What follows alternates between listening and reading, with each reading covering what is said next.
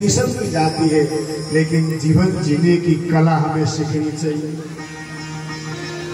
बाके बिहारी लाल की जय जय जय श्री राम।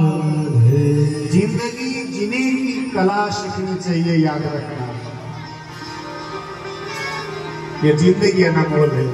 जिंदगी जीने की कला कहाँ से मिलती है? सुन अल्लाह। जिंदगी जीने की कला कहाँ से मिलती है? बहुत बड़ी बात है। क्या क्लब में मिलती है?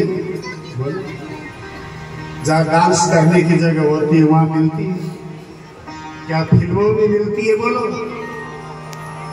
बड़े बड़े एक्टर्स जो एक्टिंग करते हैं, अभिनय करते हैं, क्या मुझसे जिंदगी मिलती है? अरे इन्होंने तो हमारी संस्कृति को ही बर्बाद कर दिया। जिनको आप जीवन का आदर्श मानते हैं, घर में फोटो लगाते हैं, बड़े बड़े हीरो हीरोइन, इन्होंने आपके घर को बर्बाद करके रखा है। हमें बहुत सीखने की बात मेरे भाई। जिंदगी जीने की कला यदि आप सीखना चाहते हैं, ये कथा की अंदर बात आ रही है, मैं कह रहा हूं, बैठ जाए कथा में डिस्टर्ब। जिंदगी जीने की कला यदि आप सीखना चाहते हैं, बड़े ध्यान से सुनना। आपके घर में बैठे हुए बड़े बुजुर्ग जिनको 80 साल का अनुभव है, कभी कभी आपको बात बताते हैं, बड़े ध्यान से सुनना, कुछ सीखने को मिलते हैं। यदि जिंदगी चलाने की कला सीखना चाहते हैं, उन बुजुर्गों से, मूर्खों से नहीं। मूर्ख भी 100 साल के होते, कई बार मरते नहीं है, उनसे नहीं। जो अनुभवी घर के बुजुर्ग, अनुभवी घर की वो माता, अनुभवी घर की वो दादी, वो दादा, वो बाप, उनसे सीखना। कई बार तो बच्चों से भी सीखा जाता है।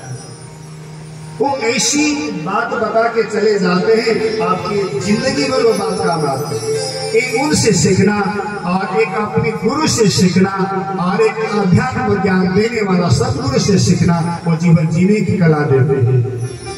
जीवन को बर्बाद करने की कला नहीं देते।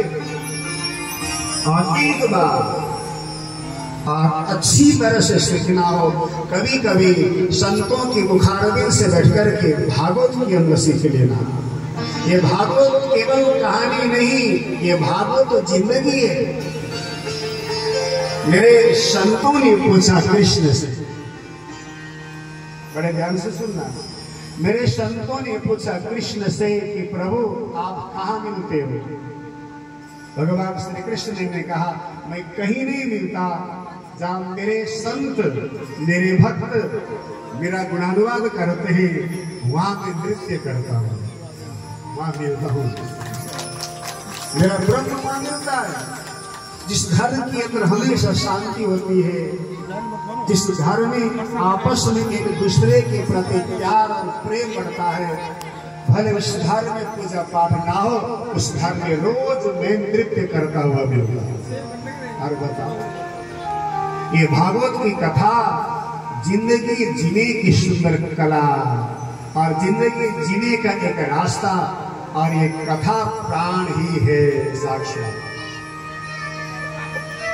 कितनी सुंदर बात। हमारी भारतीय संस्कृति में, याद रखना, हमारी भारतीय संस्कृति में एक नियम है, जो अनुभवी संत महापुरुष होते हैं वो ज्ञान देते हैं।